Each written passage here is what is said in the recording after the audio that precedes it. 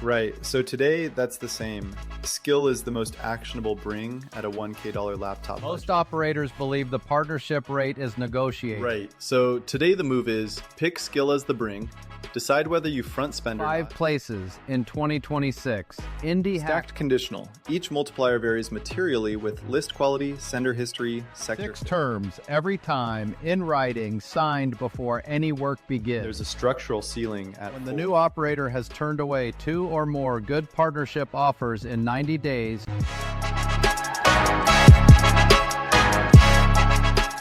If you had $1,000 in a laptop today, what would you actually do? You probably wouldn't try to build it alone. The man worth somewhere between 15 and 18 billion in today's dollars, when JP Morgan bought his company for 480 million in 1901, didn't. That's the show. The old money playbook. The pattern's 120 years old. The tools are a year and a half old. Links in the description. This week, play 5 of 7. He immigrated to America at 12 from Dunfermline, Scotland. Started as a bobbin boy in a Pittsburgh cotton mill at $1.20 a week. By his 60s, he had funded 2,500 public libraries with his name carved in stone above the door, and given away around $350 million in the process.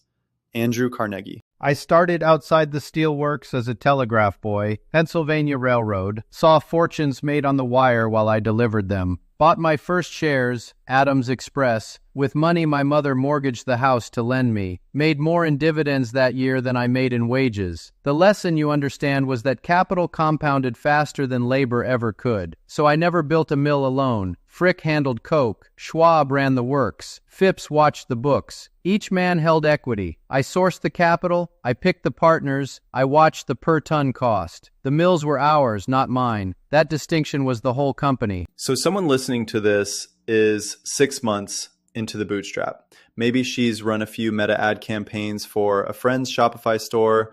Maybe he's written a sales page or two as a freelance copywriter. They want to do partnership work, bring their skill to a real business, take a share. Where do they start? With one decision made early that determines everything else. What does the new operator actually bring to the table? In our era, there were 3 answers, and the same 3 apply today. The first is skill, paid traffic, copy, funnels, distribution. The second is audience, a list, a following, a channel that already commands attention. The third is capital, with operational capacity to deploy it. At $1,000 starting capital, the answer for most is the first, skill. Right. So today, that's the same. Skill is the most actionable bring at a $1K laptop budget. Audience requires the asset to already exist. 5,000 engaged subscribers, a YouTube channel that converts. Capital is the highest leverage path, but you need 5 to 10,000 to front ad spend. And once the bring is decided, the rate is decided. Wait, say more. What do you mean the rate is decided? Most operators believe the partnership rate is negotiated. It is not. It is determined by which side bears the capital risk. Skill alone, where the partner bears the spend, 20 to 35% of incremental revenue. Skill plus capital, where the new operator fronts the ad spend, 40 to 50%. The 15-point spread is not negotiation. It is the price of the risk transfer. The man who fronts the spend earns the upside. The man who does not earns the smaller share. The spread tracks the risk, not the bargaining. Operator rule heuristic. Not a tested benchmark, but defensible across the cold traffic affiliate playbooks that have shipped through STM Forum and AdLeaks for years. Then the second decision, what partnership shape? Profit share on incremental revenue. Channel revenue share, where one channel is owned cleanly. Paid YouTube, paid Meta, that channel's revenue. Or equity for services, 5 to 15% of the business in exchange for ongoing work. The third one is the trap. Why is equity the trap? Because equity in a sub $50,000 revenue business at the operator's first partnership has a documented base rate. The figures speak for themselves. Most early-stage equity is worth 0 in 3 years. 5% of 0 is 0. The new operator has spent 12 months of work in exchange for paper that does not pay. The equity tier requires 12 months of revenue history before it is the right answer. Not, we have raised a seed round. 12 months of revenue. Right. So today the move is pick skill as the bring, decide whether you front spend or not, that determines your rate band, then pick profit share or channel revenue share. Equity sits on the shelf until the business has clearly survived its first year. The decisions are structural. They are not made on the call. They are made before the first letter goes out. So the bring is decided. The shape is decided. Now the question is, who do you write to? Where are the right partners? At a very specific moment in their life. The right partner has 3 signals, and all 3 are required. The first, the product is proven. 12 months of revenue at minimum. The offer converts when traffic arrives. The second, there is a growth gap. No marketing engine, mediocre advertising, weak email, plateau on monthly recurring revenue. The third, the operator is reachable, solo or a small team. The decision maker answers his own correspondence. All 3, or you are not pitching this man. Operator consensus criteria, not a tested benchmark. But every fit partnership case study I've read names the same 3. The window is narrower than most operators recognize. Earlier than 12 months and the product has not proven itself. Later, and the partner has built or hired the engine the new operator would have brought. The life cycle filter is the lever. Volume without the filter produces nothing. What's the target list size you'd build today? 30 to 50 candidates. In 1 or 2 sectors, the new operator already understands. Below 30, the conversion math does not survive a 5 to 10% reply rate, followed by a 30% close rate. Above 100 in a single sector, the research depth drops. Generic outreach begins. Generic outreach closes nothing. Where do these candidates actually live? 5 places in 2026. Indie hackers, where operators publish their numbers and their pain. Twitter and LinkedIn with weekly searches for monthly recurring revenue plateau or looking for growth partner. MicroAcquire and Acquire.com, where businesses are listed for sale or open to partnership. Niche operator communities, Slack groups for creators, course creator discords, founder communities, and direct cold outreach to operators whose product the new operator respects, but whose marketing is visibly thin. And in your era, partner sourcing was concentrated in lifecycle specific too, right? Frick wasn't found on the open market. Frick was already operating the dominant Coke supply in the Connellsville region when we partnered with him in 1881. Schwab had proven himself as an engineer at Homestead before we promoted him to president of Carnegie Steel in 1897. Phipps was a childhood friend with a financial network already running. None of them were found. We sourced from a known operator class with a proven track record in the specific role we needed filled. The same discipline applies to a target list of 50 SaaS founders today. The lifecycle filter is the substrate. The list is what survives the filter. So the list is 50 operators in 2 sectors, all passing the 3 criteria filter. Now, what does the actual pitch look like? 4 lines. The first names a specific observation about their growth gap. The new operator has actually looked at the prospect's site, advertisements, email sequences, not a guess. The second names a specific solution, and here is the structural difference. The solution carries a draft of the work in the email itself, not, I help SaaS companies with onboarding emails. Rather, here is email 1 of a 14-email post-sign-up sequence I would build for your product. If it lifts your free-to-paid conversion by 20%, the deal is 30% of the lift for 12 months. The third line states the deal structure plainly. The fourth line names why it is risk-free for the prospect. If the new operator does not drive revenue, the prospect pays nothing. The draft of the work is the email body.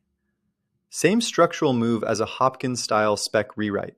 You collapse portfolio and pitch into one document. Except here, the deliverable is new work for this prospect, not a published rewrite of someone else's. The prospect feels the methodology before he pays $1. That is the same lever.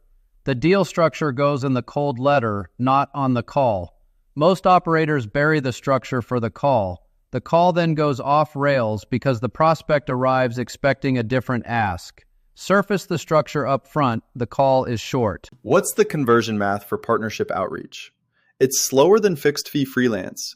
Bigger commitment, more trust required. 50 to 100 letters, 5 to 10 replies. Of those, perhaps 30% become a call. Of the calls, perhaps 30% close. The arithmetic produces, in the working range, between half and 1.5 partnerships per 100 letters. Stacked conditional. Each multiplier varies materially with list quality, sender history, sector fit. Frame the pipeline as 60 days, not 14. Beginners run a 14-day expectation and quit at day 12 when the calls haven't converted. The structural commitment of profit share is larger than fixed fee. Trust takes time to build. The pipeline must be planned at the right unit. And in your era, the partnership pitches were transactional from the first conversation you said earlier. No exploratory courtship period. When I approached Frick in 1881, the deal terms were on the table immediately. Carnegie Brothers and Company would invest. Frick would operate the coke works. Equity stakes were defined up front. Clarity from day one was the partnership pitch. The same shape applies to a 4-line letter to a SaaS founder in 2026. So the call goes well, the prospect's interested, there's a verbal yes. Now you have to put the partnership on paper. What goes in the contract? 6 terms, every time, in writing, signed before any work begins. The first defines what counts as your revenue, UTM tag conversions, unique landing pages, attributed customers, not trust and spreadsheets. The second sets payment cadence, monthly, paid by the 15th of the following month, with a statement attached. The third sets term length, 12 months minimum, auto-renewing, with 30-day notice for termination. The fourth grants audit rights. You can request raw payment data quarterly. The fifth defines tail revenue. When the partnership ends, you receive a percentage of the customers you brought for 6 to 12 months after. Always negotiate the tail. The sixth sets exclusivity. Are you their only marketing partner? Are they your only client? The tail is the one most operators skip, and it's the one that protects you when the partnership ends, which Carnegie-style partnerships eventually do. The tail prevents zero. Without it, termination collapses every customer relationship you built. With it, 6 months of trail revenue cushion the exit. Always write the tail. What's the contract template? Not everyone wants to draft one from scratch. Hello Bonsai or LegalZoom for the template. $24 a month for Hello Bonsai, $79 for a LegalZoom partnership template, $200 to $500 for a lawyer to review the first one. Subsequent partnerships reuse the template. The lawyer's fee is paid once. Now the execution, the work itself, what's actually happening week to week. 3 partnership shapes, 3 attribution stacks. For paid traffic partnerships, running Meta or TikTok advertising for the prospect's offer, the attribution layer is non-negotiable. Multi-touch attribution per channel per advertisement. Without it, the partnership math collapses into argument inside 3 months.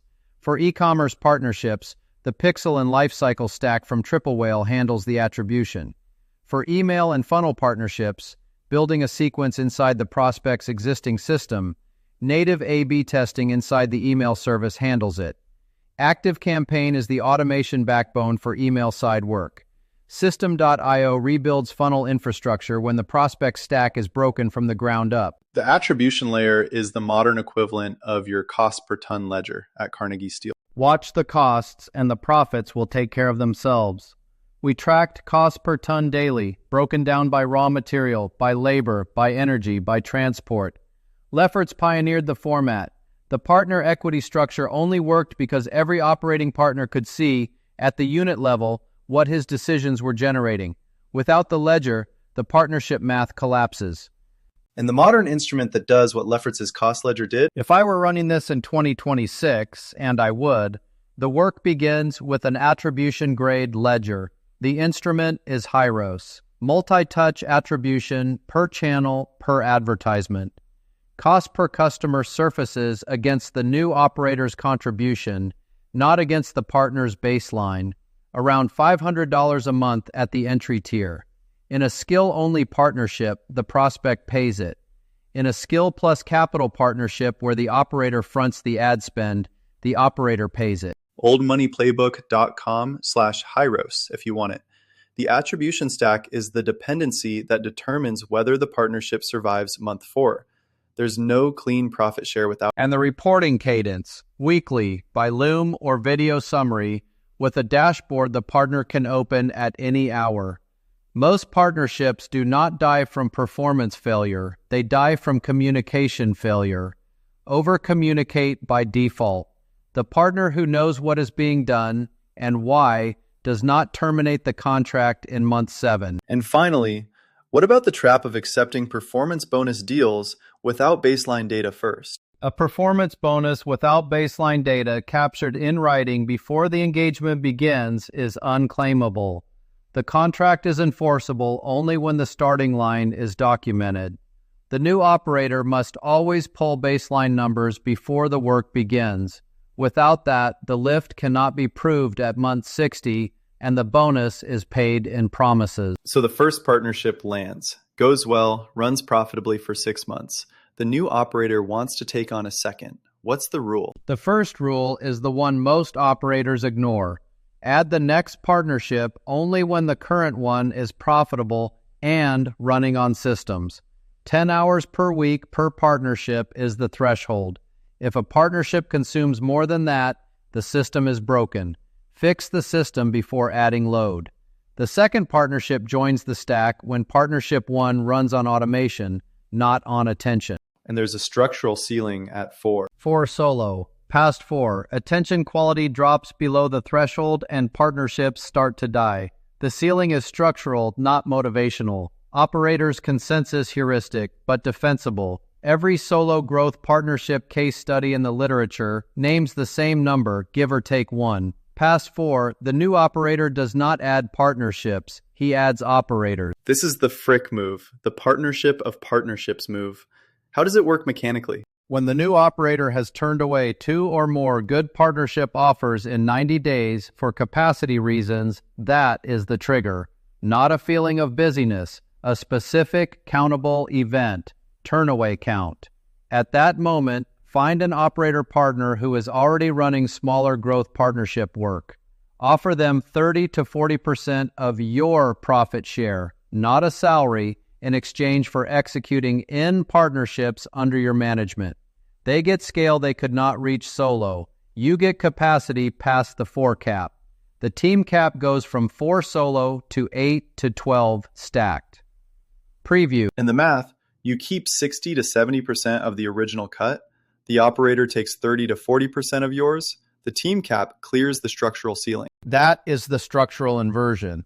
Not hire a junior at $30 an hour to execute your strategy. Find an operator with an existing operation, give him equity in your stack. Frick was already running the coke fields when we partnered. Schwab was already running the works. Neither was a hire. Both were partners. And the cash flow shape for the new operator running this play, realistically. Months 1 and 2, pure expense. Time, $50 a month in outreach tools. Month 3, first partnership signed. Months 4 through 6, ramp, second partnership signed. Month 6 onwards, $5,000 to $15,000 a month solo. Month 12 onwards, $15,000 to $40,000 a month stacked. That is a math example of a typical bootstrap arc. Not a guarantee, not a promise. Markets vary, lists vary, sender history varies. The number a particular operator earns is a function of all 3. And the traps. 4. Picking partners with bad unit economics. The new operator does not save a business with a broken product. He must diagnose refund rate and churn before signing. Vague attribution, no UTM tagging, no unique landing pages. The partner eventually decides the contribution was 0. Over equity. 5% of a sub 50,000 revenue business eats 12 months of work for paper that pays nothing. And the Carnegie trap proper. The partner outgrows the new operator, decides he no longer needs help. The tail revenue clause cushions that exit. Pattern's 120 years old. The instruments, the attribution stack, the contract templates, the operator share economics, those are 18 months old. Same play, different tools. The play has not changed since the railroads. The instruments have only become faster. Andrew, where can people find more of you? I gave the money away. There is nothing left to follow. Right. 7 plays, 7 modern tactics, free. Links in the description. Next time, King Gillette on the subscription as architecture. See you then.